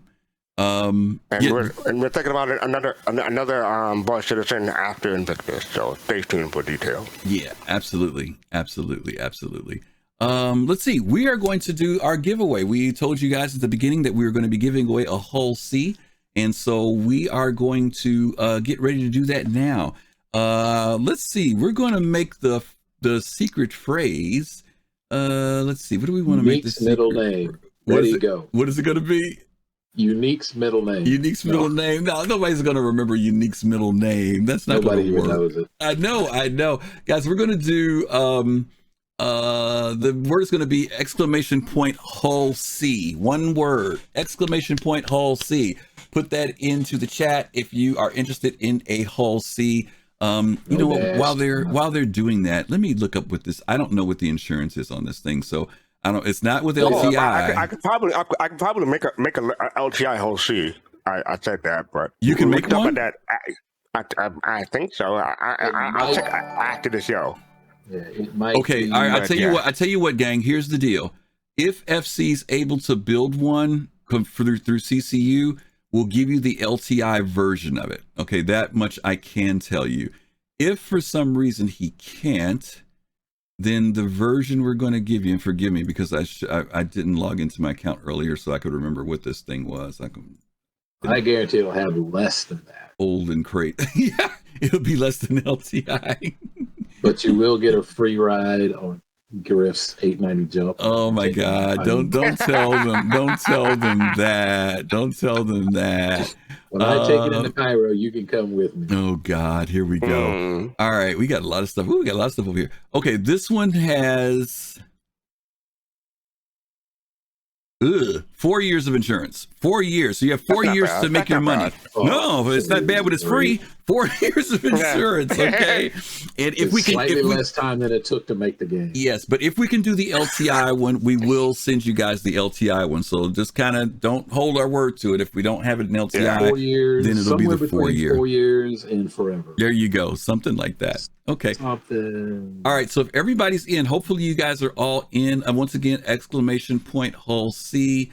We are going to do that giveaway. And Soul Citizen hosts are not eligible. Colossal. Yeah, they already know the scoop. Colossal gonna put his name in any old way just to be funny.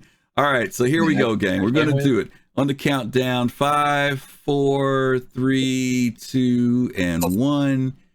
And it goes to Cataclysm. Cataclysm GM. Cataclysm. Woohoo! Cataclysm, are you still there? I saw your name pass by a couple seconds ago, so hopefully you're still there. There you go. Yeah, what? Cataclysm's like, what? What? You got to be kidding. Yeah, Cataclysm, on, congratulations. Awesome sauce. You'll be ready for 318 when the whole C comes out. So you'll be all set and ready to go, which is awesome. You get a whole A until then. Yeah, there you go. Yeah, right. But don't say 318. Say 318.x. Yeah, point X. There you go. Sure. There you go. You're absolutely right about that. We'll fly the whole A for a while. There you go. There you go. Yeah, we know Admiral Kusanagi. It's always rigged. We know. We know. That's, we got another question. Hilarious. We do? Okay, we do have another question. Yeah.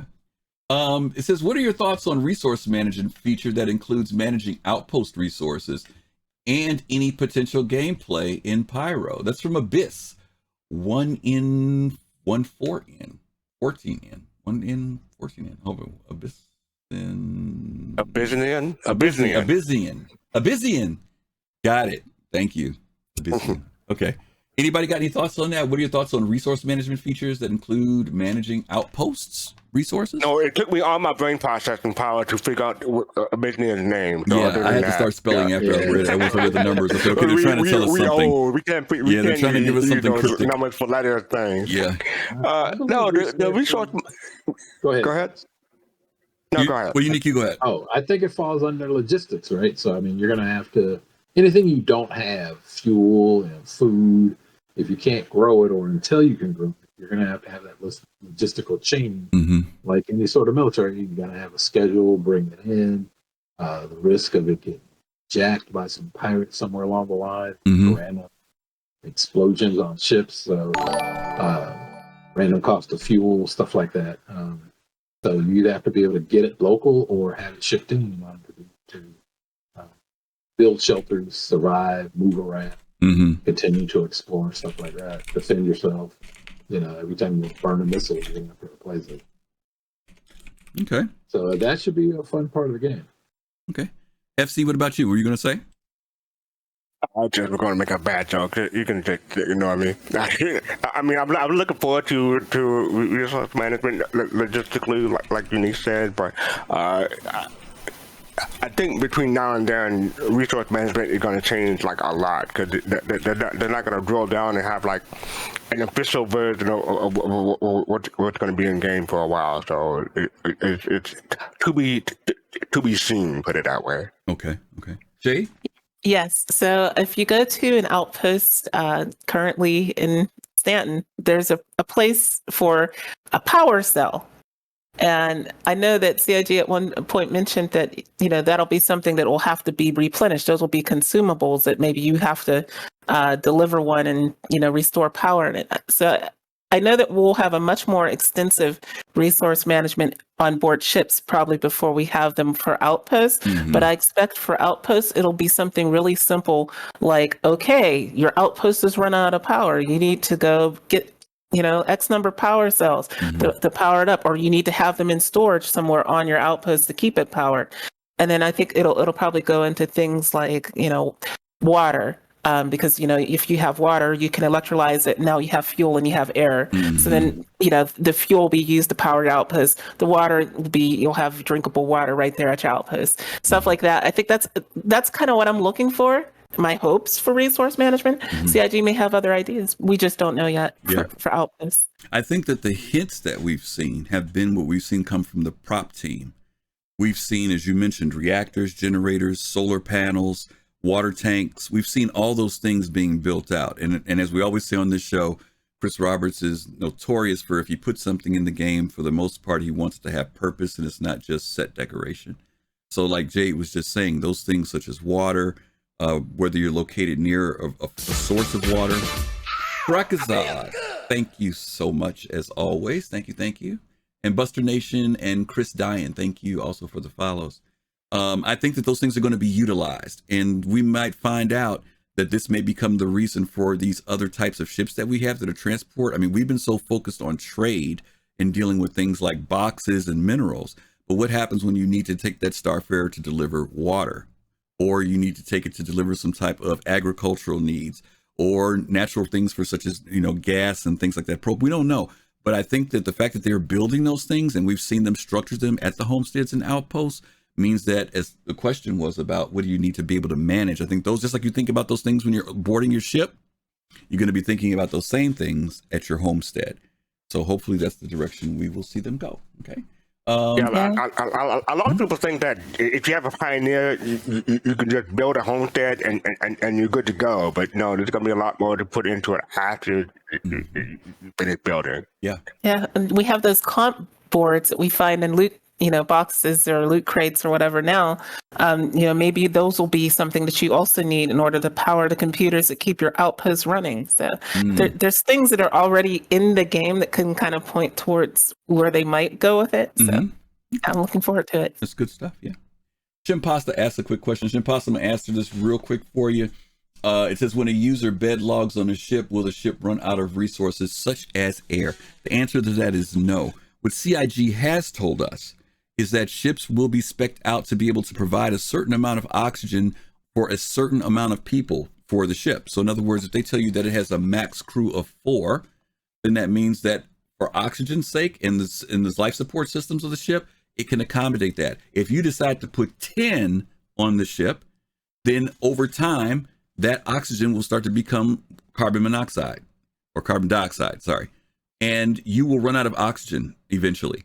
So the ships will be structured that way. That kind of helps avoid the whole clown car scenario. Now you could do it, but just understand that if you decide to do it, you only have a certain amount of time that the oxygen filters or whatever can reproduce enough oxygen for everybody on that ship. So if you're more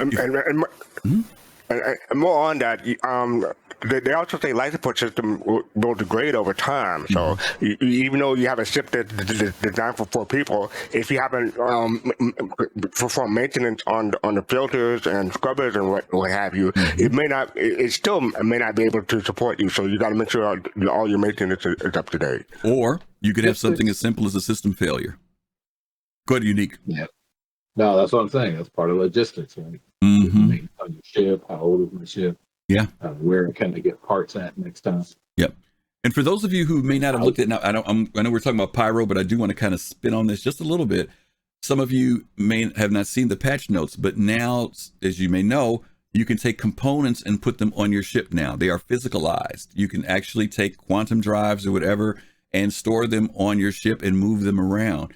This is another part of your inventory. So there's another aspect of how much space you have on your ship to put things. So think about that. You're going to have that backup this or that extra component of that, just in case something gets damaged. It's another thing to be thinking about, because Younique's right on the head here when he talks about logistics, and so is Fastcart. It's much bigger than just being able to jump in your ship and go. The more this game gets developed out, the more things like that are going to be important. And Jade, once again, remind us of how big Pyro is when you want to cross it. Right. So Pyro is a very big system, and I am not exactly sure how many astronomical units it is going to be in the game, but it's currently listed at 17 astronomical units. Astronomical unit is about 93 million miles, distance between the Earth and the Sun. And Stanton is a very, very compact system compared to Pyro. So your distances are going to be great, and you're going to have a lot less infrastructure in terms of going to a station to refuel. So, Absolutely. That space travel out there in Pyro will be chilly, so go out to your Soul Citizen merchandise website and get a hoodie. All right, keep yourself warm. Obviously, drop the link Well, in nicely there. played, nicely done. It was. He found a nice way to shamelessly pitch our merchandise. I like that. So I like how you use the word shameless. I know, shamelessly. You said it with a smile on your face with no indignation. So that was very cool. Hey. No, Griffin, you bought a patch note. Griffin, you bought the patch note. Those patch notes are available from Friday are amazing. Have you checked those out, man? Yes, I have. That stuff, it's hard to believe. Yes, it's some very, very cool stuff. If you haven't checked out the patch notes, check them out. There's a lot of known issues, but there's a lot of good stuff in there too. We did have one more question that popped up, and it's, will Pyro have any type of prison system? As far as I know of, I haven't heard of one in Pyro. Jade knows the lore probably better than all of us. There are going to be multiple other prison systems, but I don't know if there's one in Pyro. Is there? Because I don't think there is because of lawlessness, right? Right. I don't think there's a prison system per se, but it's not totally like have a brig free for all. Like you can just go into Ruin Station and start shooting it up. I highly recommend Paul Shelley from the Astropubs series on the Walser Massacre and Keller's Run for why that is. Even though you have outlaws and pirates that run a station, they don't want total chaos there either. So just because they don't necessarily have a prison system doesn't mean they don't have security interests. You probably don't want to get on the bad side of Xenothreat. Yep, absolutely. Oh, Griffin, we do have two more questions. They came from Gecko Jesus, but he didn't use the token. But his question was, do you think the ship reclaim time will be raised when Pyro releases to raise the stake? Also, how likely will a wipe be on Pyro release? So do you think the ship reclaim time will change, or do you think they let me go to the wipe first, because people have been asking about a wipe. CIG has told us that they're going to try not to wipe as much as possible. The last time we had a wipe had more to do with the economy and them getting ready to start implementing Quanta and Quantum. So, a lot of people had been doing exploits and stuff. People had millions and zillions of dollars of money and stuff. So they wanted everything to kind of get the slate back to normal. Also, after dealing with things like Xenothreat and other stuff, there were just a bunch of dynamics that made them do the financial wipe last time. We've had new patches come in where the wipes have not happened on us as far as our money goes. So whether or not, if it is, I don't know if it's going to be because of Pyro. I think it's still going to be tied to the economy and Quanta, if the reason why they're going to do it. Now, they could do it for Pyro, but I just don't know if there's a reason to do it for Pyro, because before it had more to do about the economy and just some new things that they wanted to implement. So in relation to the reclaim times on ships, we all know that that's going to change. I mean, we all know it's going to change. We know that insurance is going to come in. Whether or not something like insurance also becomes a factor when we go to Pyro, don't know. They haven't given us any word on it. I mean, it would be all theory crafting as far as I'm concerned. Unless somebody on the panel knows something. Any of you guys know anything about either of those reclaim times? Not really? Okay. No. Nothing official. Nothing official. Okay. Black guy at least didn't ask the question, but you want to go take that one and make that the last one? Yeah, I'll take one more. Is the one at the bottom there? Yeah. What systems are you guys most excited for after Pyro? Odin and that other one we know is coming. Forget the name at the moment. Okay, Jade, we'll let you go first. We already know you've already kind of kicked it off with your system. What system are you looking for? Right. So of course, we all know that after Pyro comes Nyx. And I know that the Black Sky Legion there was just like, trying to get me to laugh about that. I would answer that by saying the third unannounced system on the roadmap, which is not Odin, right? So there's been some speculation that it may be Castra. It may be the Kanos system. There's several that it could be that are connected. So either one, I'd be very happy to see. It could be. I think there's going to be a short time between Pyro and Nyx, but it's going to be a longer time between Nyx and the third system, or actually would be our fourth overall, including Stanton. So. Okay. Younique, you got any system in particular you're interested in going to after Pyro?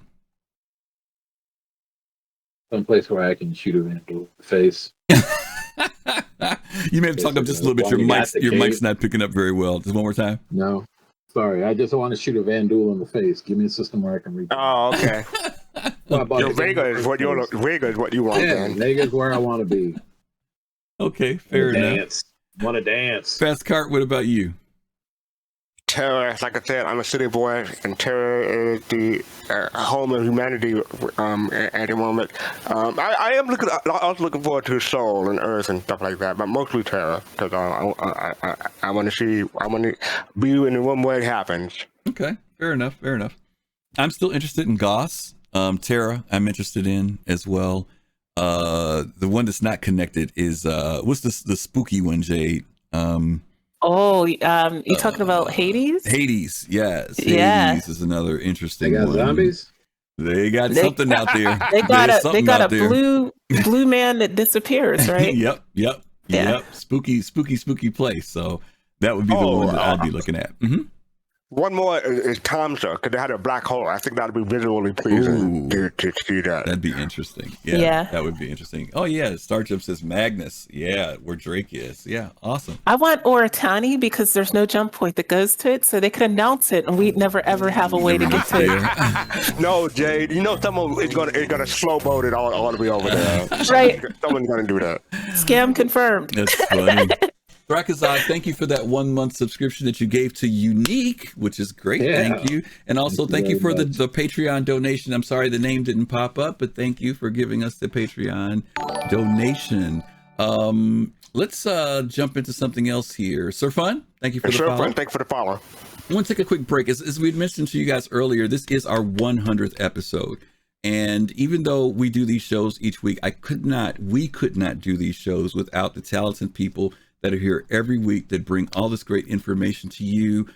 We laugh, we joke, we have a good time when it comes to talking about Star Citizen, and we've been doing this now for over 2 years.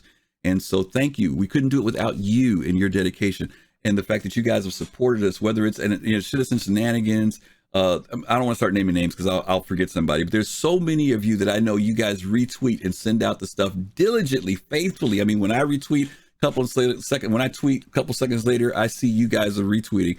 So thank you for helping get the word out to those who raid us, who pass information on us, say, hey, check out the folks at Soul Citizens. We want to say thank you to you guys too, because to do 100 of these takes a lot of work and a lot of time and commitment from everybody on our team. So Standard Deviation, thank you so much for the resub for 23 months. Standard has been here, I think, the longest as far as a sub person. It's 23 out of 24 months. He's pushing the envelope there. So thank you, Standard. But what I do want to talk about is something that I don't talk about very much. And we have mentioned it on the show before. And Jade is always hearing us tell these old man stories. So I'm going to tell one more old man story. Is that okay, Jade? I'm going to tell one more. Yes, of course. Okay, all right. So in order to do this show and to be out here doing what we do, we build a lot on what CIG gives us, right? Stuff we see on Around the Verse, the whole 9 yards, right? We went all the way back to Lore Makers today. We've pulled stuff from Citizen of the Stars. I mean, we just have a tremendous resource. But there's another resource that we don't talk about very much, and that's the resource of the people that influenced us when we started doing this stuff. And so what I want to do is do a little tribute to those people, because I want you all to know who some of the people are that influenced the panelists, but really, really even more influenced how we got this show going. Okay, so these are some of the folks. I'm going to talk about them, and you guys can comment about these as we're looking at them. Elysiana Noir is one of the first African-American people that I saw online doing stuff about Star Citizen. Nikki Batgirl, Captain Richard, Clifford Miku, Sergeant Gamble, who was a member of Test Squadron, Grokkies, who used to do voiceovers. Really cool guy. Some of these folks are still doing stuff out there, but some of them, they aren't streaming anymore. Gray-headed Gamer, met him in 2016. Really cool guy. Matachi. Many of you guys know Meyer. Meyer's still out there streaming. Nighthawk Zale with baby Zale and his wife. Rice Maiden, who used to make models. And of course, you guys know STL Youngblood, who produces videos as well, and lets us know about the different ships and stuff that come out in Star Citizen. All these people had influence on us. We've got folks like Paul Shelley, the Astro Pub, Board Gamer, who's still producing videos to this day. Drives people crazy, but hey, he's faithful. Diverse, the first show that had all women that broadcast about Star Citizen. DJ Knight, one of the first brothers I met and got to meet in 2016. And then the folks at INN, the Independent or Imperial News Network. Relay. Yeah, Relay. Well, they're Relay now, but I want to go back to INN because that's what they were doing back then. So any memories about these folks? Younique, did you watch any of these people as we were coming up? Dude, that was, you didn't say Rexzilla, but yeah, I want to make sure that. Oh yeah, Rexzilla. Yeah, he was one of the newer people. Yeah. Yeah, back when he popped up, I think I was first 50 for assignment. Mm-hmm. I didn't like what he was doing, and that was the first time I actually got engaged with some other random group that I didn't know to go and do something. Very cool. Jade, what about you? You recognize any of these faces? Oh yes, I recognize a lot of them. I'll just say that, you know, the three that were most influential for me would be Alyciana. She was one of the first people like I reached out to for, you know, Star Citizen lore info and star map stuff. Obviously Miss Hearts and Diverse, even though I joined in late 2016, like I had, you know, come across their show just, I guess, before it ended the next year. Mm-hmm. And definitely Batgirl. She was like on fire with, you know, those interviews with Ben. Mm-hmm. So like they were all very influential for me because, as a lot of you know, I wasn't much of a PC, well, I wasn't a PC gamer until Star Citizen. And I wasn't even really much of a gamer. I kind of sort of came from mobile games and Second Life. Mm-hmm. So like seeing these other women doing, you know, stuff with Star Citizen. When I first joined Star Citizen, I only saw the Star Citizen Reddit subreddit. Mm-hmm. And so it was a much more, I'm just going to say, it wasn't a very friendly place back then in 2016 and 2017. And so I just felt like there was a place for me when I saw Alyciana, I saw Miss Hearts and the diverse crew, and I saw, I saw Batgirl. Mm-hmm. Everybody there, like, you know, it made me feel like, okay, yeah, I belong in this community. There's a place for me. I mean, visibility does matter. So yeah. Very cool. Very cool. FC, what about you? I know you know half, if not all, these people. 75%. I just want to say give a shout out to Miss Hart and Ammo Nolan. They used to stream together when I first started Star Citizen, and that's they helped me get into the game. They were a pleasure to watch. I love their sense of humor because they have sense of humor like mine, except better. Also, Grey-Headed Gamer. I have to give him a special shout out. I think I was the first one. I'm sorry, how am I phrasing this correctly? He was the first one that I did a podcast with